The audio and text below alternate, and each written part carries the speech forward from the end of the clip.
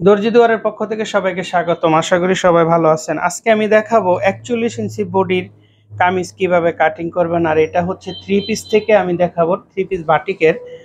আর এর লম্বা হচ্ছে 42, কোমর হচ্ছে বডি হচ্ছে 41, কোমর হচ্ছে 38, আর হিপ হচ্ছে 41, এর শোল্ডার হচ্ছে 13, হাতের লম্বা হচ্ছে 16, আর এর হাতের মুহুরি হচ্ছে 15। এটা প্লাজো হাতা হবে। আর এর বডির মোড়ার মাপ হচ্ছে 7.5। উপর থেকে 21 ইঞ্চি নিচে হবে ফাড়া, এবং এর টোটাল ঘের হবে 52 ইঞ্চি, মানে এক পাট থাকবে 26 ইঞ্চি। তো আসুন দেখি কিভাবে কামিজটা কাটতে হয়। এর জন্য আমি এই যে এখানে দেখুন, এটা হচ্ছে কামিজের হাত। এইভাবে হাত থাকবে। বাটিক কাপড় বলেন বা যে কোনো 3 পিসের আলাদা আলাদা হাত থাকে। তা আমি এটা হাতটাকে ইস্ত্রি করে নিয়েছি।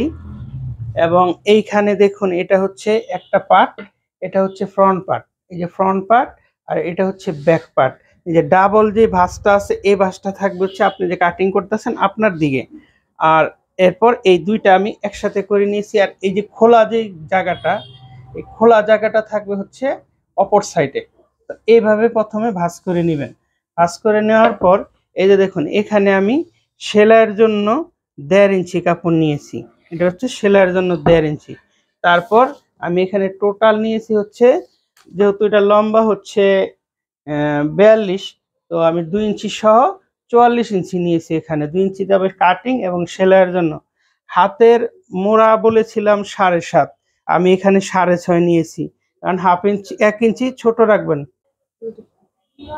তো আমি এখানে 7.5 ছিল মোড়া, আমি এখানে 6.5 নিয়েছি, মানে 1 ইঞ্চি কম কাটবেন। তা না হলে এই যে এখান থেকে যখন আমরা তালপাত কাটবো, মোড়া কাটবো, এই জায়গাটা বড় হয়। যদি হাত এবং বডি দুইটা একসাথে কাটেন, তাহলে সেক্ষেত্রে বডির মোড়াটা বড় হয়ে যাবে। এর জন্য সবসময় বডির মোড়া ছোট কাটবেন।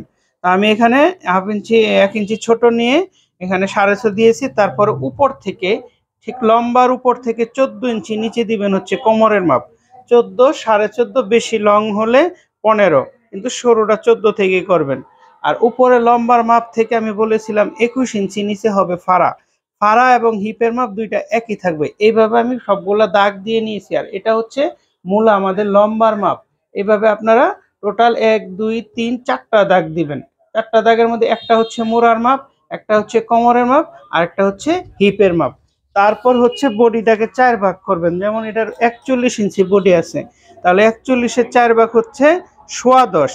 এই আমি এখানে 10.25 ইঞ্চি নিলাম।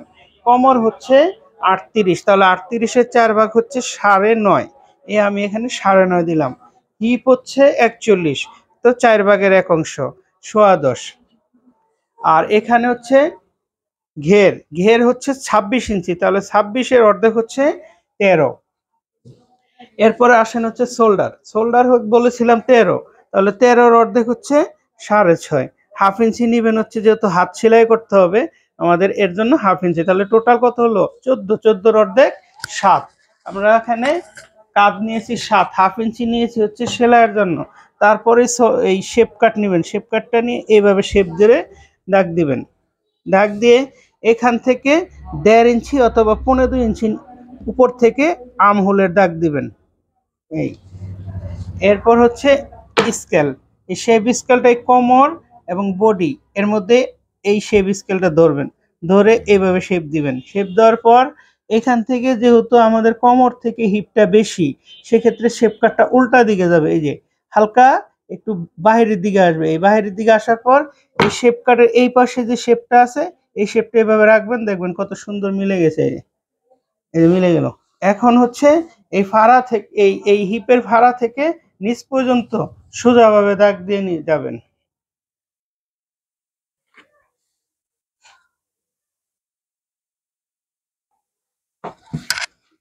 এরপর এখানে দাগ দিবেন ফাড়ার জন্য। তো আরেকটা বাকি আছে কাজ, সেটা হচ্ছে এখানে যে শোল্ডার ডাউন, 1.5 ইঞ্চি শোল্ডার ডাউন দিবেন। আর এর গলার মাপ আপনারা আপনাদের মতো করবেন। আমি এখানে 3 ইঞ্চি নিয়েছি হচ্ছে নেক লাইন, মানে টোটাল 6 ইঞ্চি উনি মাপ দিয়ে গেছেন এই মাপে। আর আপনারা যদি ছড়ানো গলা দেন, সেক্ষেত্রে আরো ছড়ায় দিতে পারবেন, 3.5 ইঞ্চিও দিতে পারবেন। আবার যদি বডি কম থাকে সেক্ষেত্রে কম দিবেন। কিন্তু 41 ইঞ্চি বডি কমপক্ষে 3 ইঞ্চি দিবেন। 3 ইঞ্চির নিচে দিলে কাজ ছোট হয়ে যাবে। তারপর এটা কেটে ফেলবেন দাগে দাগে।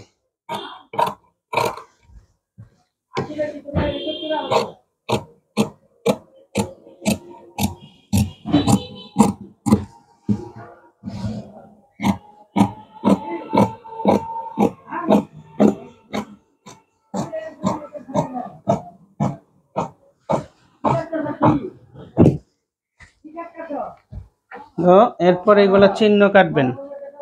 এই চিহ্ন দিয়ে দিলাম, এই চিহ্ন দিলাম, এই চিহ্ন দিলাম। এগুলো হচ্ছে মেজারমেন্ট ঠিক রাখার জন্য। এখানে গলার জন্য চিহ্ন কাটলাম, গলা যেহেতু বানানো হবে তার জন্য। আর এই যে দেখুন আমি এখানে 1 ইঞ্চির মতো কাপড় বাড়তি রেখেছি। তো আপনার এরকম কিন্তু কাপড় বাড়তি রাখবেন, সেলাইয়ের অ্যালাউন্স মানে বাড়তি কাপড়। এই বাড়তি কাপড় না রাখলে কিন্তু সেলাই করতে পারবেন না। এবং প্রত্যেকটা কামিজ বলেন ব্লাউজ বলেন কাটলে অবশ্যই তালপাত কাটবেন। এই যখন আমি ফ্রন্ট পার্টে তালপাত কাটতেছি, এইভাবে তালপাত কেটে নেবেন। এখন এখানে তালপাত কাটা হয়ে গেল। এখন বাকি রয়েছে শুধু হাত।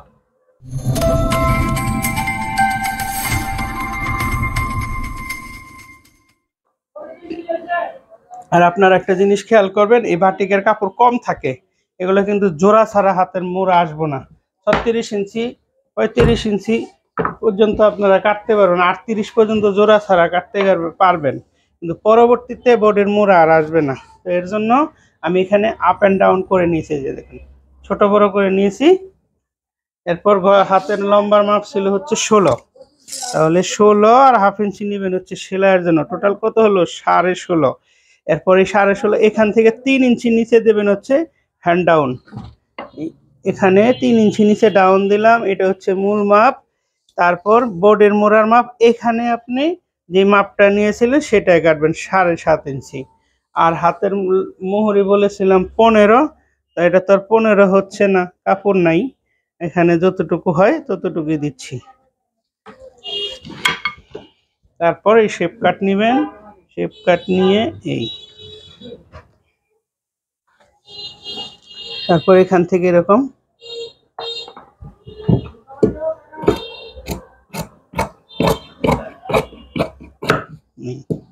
এতটুকু বাড়তি থাকবে হাতের মধ্যে সেলাইয়ের জন্য। এখানে চিহ্ন কেটে দিলাম, এটাকে একটু সমান করে দিবেন। এখানেও চিহ্ন কাটলাম, এখানেও চিহ্ন কেটে দিলাম। এরপর হাতের মধ্যে তালপাত কাটবেন।